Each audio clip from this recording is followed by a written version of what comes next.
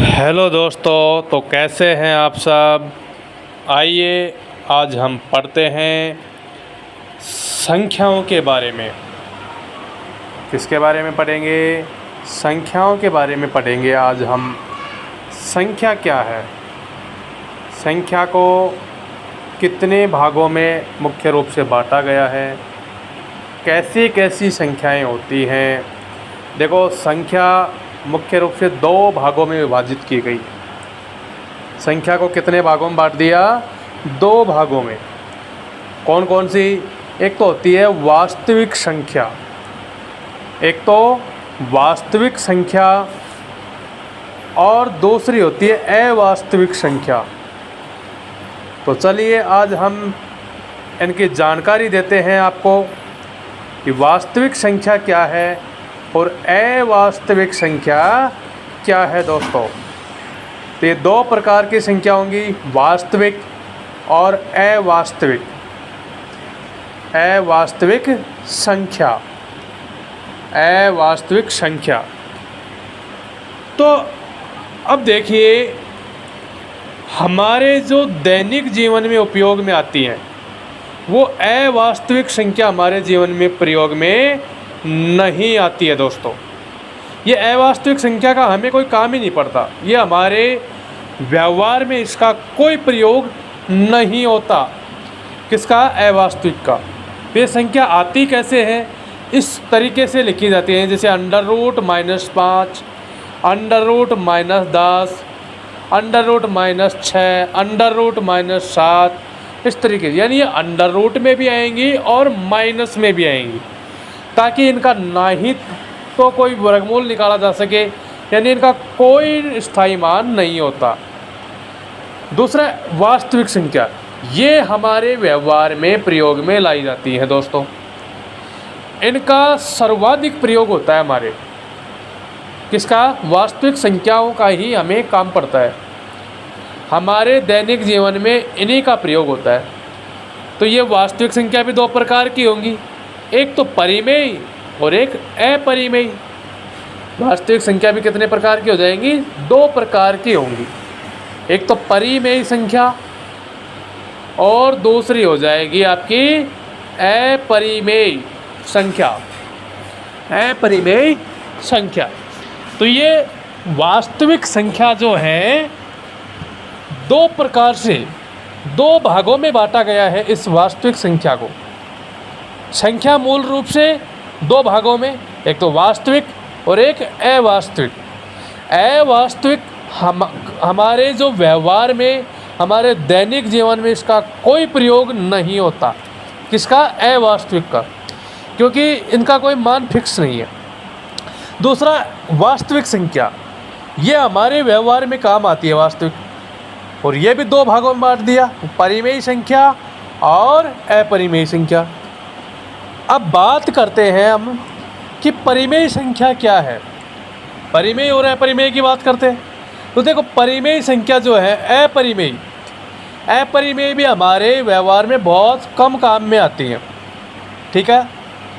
अपरिमेय जैसे √5, ठीक है, √7, यानी ऐसी संख्या जिनका वर्गमूल नहीं निकाला जा सके, वह अपरिमेय हो जाएंगे। देखो, इसमें भी अंडर रूट है, इसमें भी अंडर रूट, लेकिन अवास्तविक और अपरिमेय में फ़र्क है कि इसमें तो अंडर रूट के साथ माइनस लग रहा है, यहाँ अंडर रूट के अंदर माइनस नहीं है। अगर अंदर में माइनस है तो अवास्तविक है, और अगर माइनस नहीं है तो अपरिमेय है। यानी अपरिमेय का कोई मान निश्चित नहीं होता। दोस्तों, अब परिमेय की बात करें कि परिमेय संख्या क्या होती है। तो परिमेय संख्या वो होती है जिन्हें हम P/Q के रूप में लिख सकें। तो इसकी परिभाषा इस प्रकार से लिख सकते हैं कि वे संख्या जिन्हें P/Q के रूप में लिखा जा सके, वे संख्या जिन्हें P/Q के रूप में लिखा जा सके। कौन सी संख्या को? परिमेय संख्या। किसकी परिभाषा बता रहे हैं?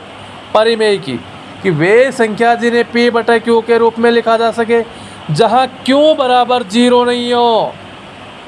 क्या है, p बटे q के रूप में लिखा जा सके, और q के बराबर क्या नहीं होना चाहिए, 0। देखो मैंने 0 को क्रॉस कर दिया है, इसका मतलब ये q का मान क्या नहीं आना चाहिए, 0। या जो p बटे q है ना, तो नीचे की जो हर संख्या है ना q, यहाँ 0 नहीं आना चाहिए, ऊपर आ जाए चलेगा, लेकिन 0 नीचे आ गया तो परिमेय संख्या नहीं होगी।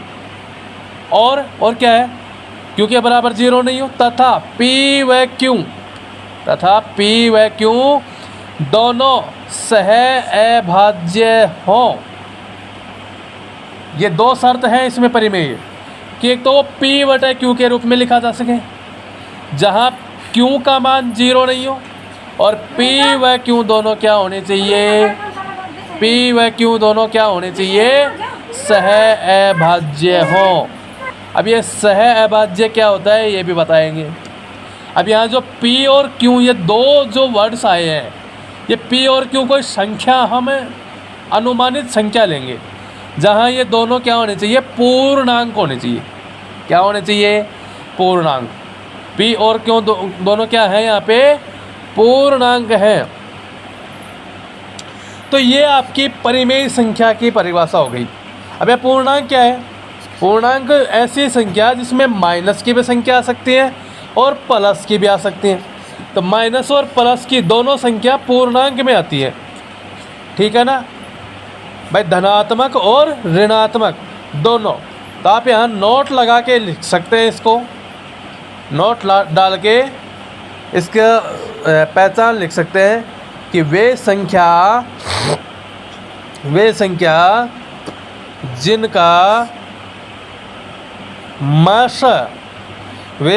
जिनका मस क्या हो, 1, तो वह सह अभाज्य हो जाएंगी।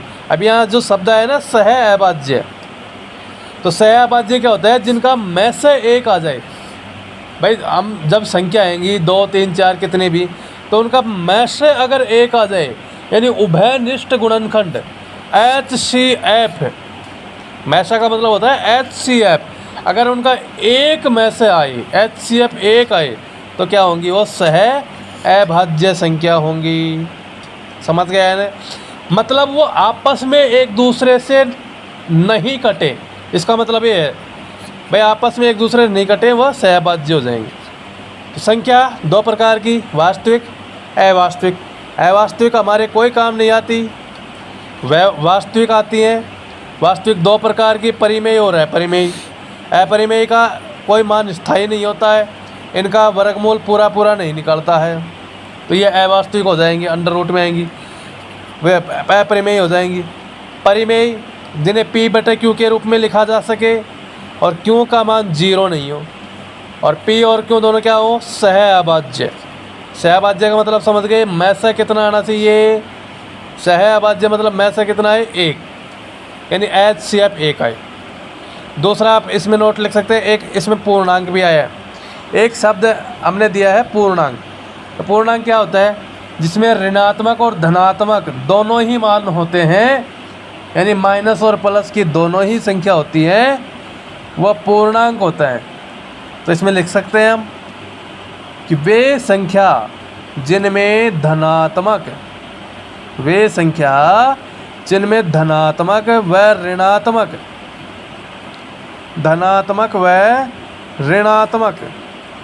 दोनों मान शामिल किए जाते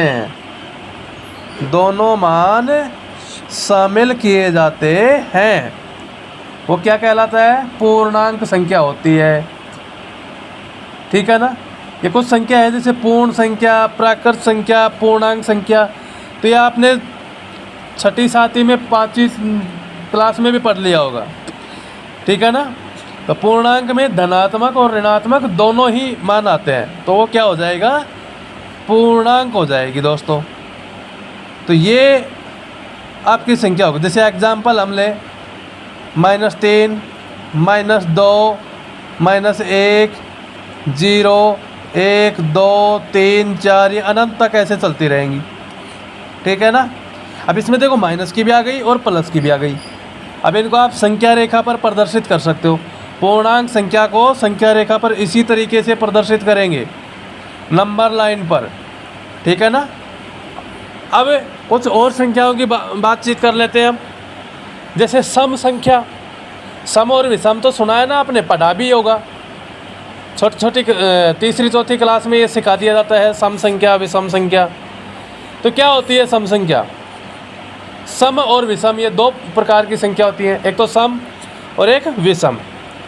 तो देखो, जिनका इकाई अंक 0, 2, 4, 6, 8 ये हो तो वो सम संख्या होता है, ठीक है ना। तो इसमें हम लिख सकते हैं कि वे संख्या जिनके इकाई अंक, वे संख्या जिनके इकाई अंक 0, 2, 4, 6 एवं 8 हो, वो कौन सी संख्या हो जाएंगी बच्चों? सम संख्या। कौन सी हो जाएंगी? सम संख्या हो जाएगी। सीधी सी है बिल्कुल। जिनका इकाई अंक, इकाई अंक मतलब लास्ट का अंक, अंतिम अंक 0, 2, 4, 6, 8 आए, वो सारी संख्या सम संख्या हो जाएंगी। एक विशेष बात, सम संख्या में 2 का पूरा पूरा भाग जाता है ना। तो ये भी लिख लो कि सम संख्या 2 से पूर्णतः विभाजित होती है। पूर्णतः विभाजित का मतलब पूरा पूरा भाग जाता है, ठीक है। 2 की भाजकता का नियम में भी मैंने लिखवाया था, ठीक है। भाजकता के नियम मैंने पढ़ाया था ना, तो उसमें लिखवाया था 2 की भाजकता का नियम क्या होता है कि जिनका इकाई अंक 0, 2, 4, 6, 8 हो, उसमें 2 का पूरा पूरा भाग जाता है। तो ये सम संख्या। बोलो कोई दिक्कत है? अब दूसरी, भाई इकाई अंक क्या होना चाहिए? 0, 2, 4, 6 और 8 हो तो क्या हो जाएगा? सम संख्या। कोई दिक्कत नहीं है, ऐसे ही आगे भी चलाते जाएंगे। 2, 4, 6, 8, 10, 12, 14, 16, 18, 20, 22, 24, 26, 28, 23, 32, ऐसे अनंत तक चलाते जाओ। एक एक का गैप लगता जाएगा इसमें। अब दूसरी विषम संख्या। सम संख्या की जस्ट उल्टी हो जाएगी विषम। देखो, जो सम संख्या में जो संख्या बच गई ना, वो सारी विषम में आ जाएंगी। सम संख्या क्या है? इकाई अंक क्या होना चाहिए? 0, 2, 4, 6, 8। अब इसमें बच क्या गया? 1, 3, 5, 7, 9, यह बच गया ना। तो जिनका इकाई अंक 1, 3, 5, 7, 9 आए तो वह विषम हो जाएंगी। यही तो बात है। सम और विषम बिल्कुल एक दूसरे के विपरीत है। आप एक संख्या याद कर लो, सम संख्या याद कर लो, तो विषम संख्या अपने आप याद हो जाएगी। भाई जो सम संख्या में नहीं आई वो सारी विषम संख्या में आ जाएंगी। या फिर आप विषम संख्या याद कर लो तो फिर बची हुई सारी सम संख्या हो जाएंगी, है ना। तो ये सम और विषम है। सम में इकाई अंक 0, 2, 4, 6, 8 हो तो सम संख्या, और अगर इकाई अंक 1, 3, 5, 7, 9 हो तो कौन सी हो जाएगी? तो वो विषम संख्या हो जाएगी। जैसे हम विषम संख्या को आगे भी बढ़ा सकते हैं, 1, 3, 5, 7, 9, 11, 13, है ना, इस तरीके से। अब देखो, सम संख्या 2 से विभाजित होती है, लेकिन यहाँ विषम संख्या 2 से विभाजित नहीं होगी। मतलब विषम संख्या में 2 का पूरा पूरा भाग नहीं जाएगा, विपरीत हो जाएगा ना, एकदम उल्टा। भाई सम संख्या में 2 का भाग पूरा पूरा जाता है, तो विषम संख्या में 2 का पूरा पूरा भाग नहीं जाता। तो यहाँ लिख सकते हो आप कि विषम संख्या 2 से विभाजित नहीं होती है, 2 से विभाजित नहीं होती है। बस क्लियर बात है। तो ये सम और विषम बिल्कुल सीधी है। इवन एंड ऑड, सम संख्या इवन नंबर और विषम संख्या ऑड नंबर, अगर इंग्लिश में बात करें तो ये सम और विषम मैंने बता दिया है, ठीक है ना। बस इकाई अंक का ध्यान रखना है आपको। इकाई अंक पहचानने हैं तो आपको सम और विषम याद हो जाएंगी। अब देखो, सबसे छोटी सम संख्या क्या होती है?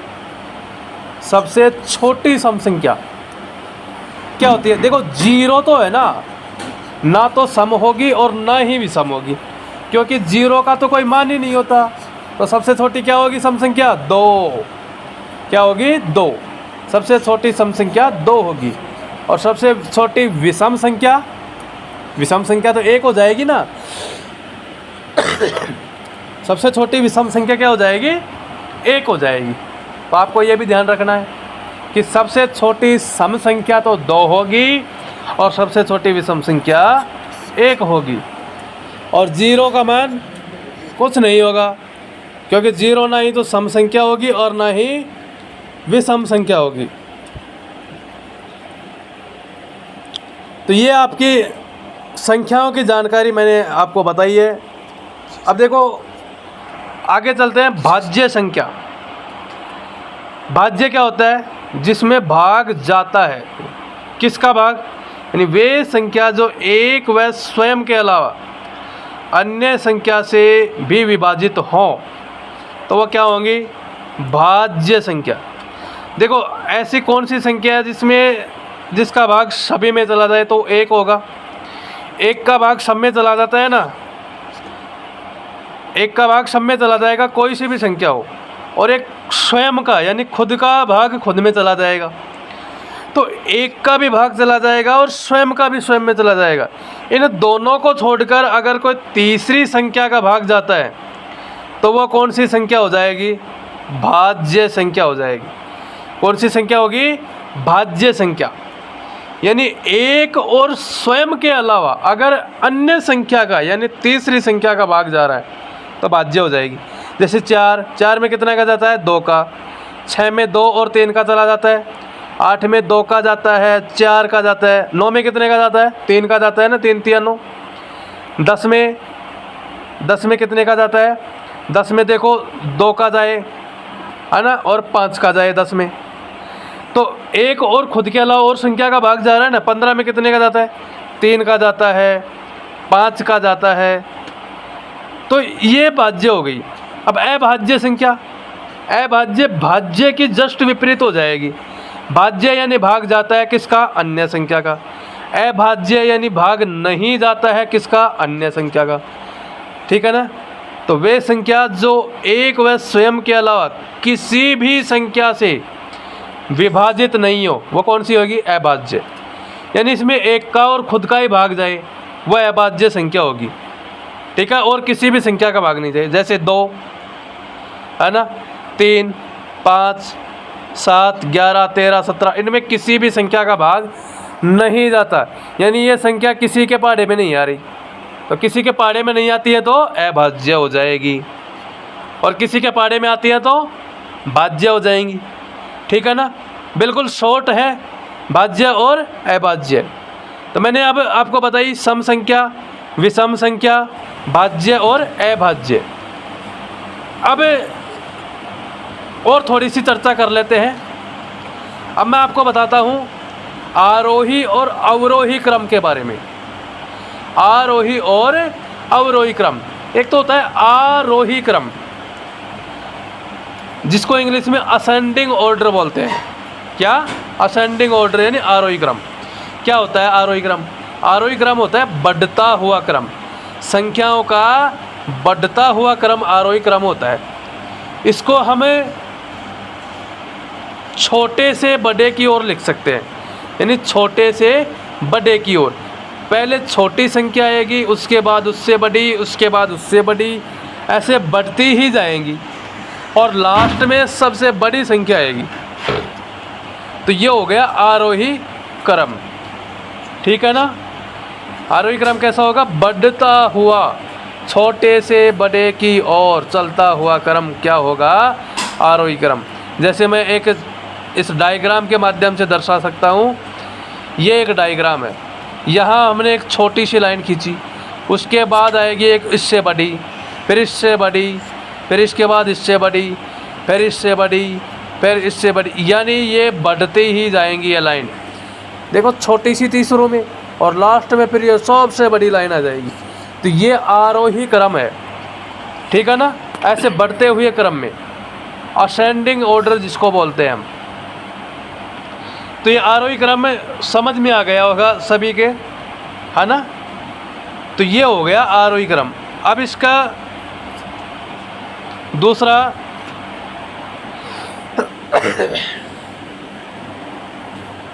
जैसे एक सवाल दूँ, मैं कुछ संख्याएं लिखूं 11 8 15 17 9 6।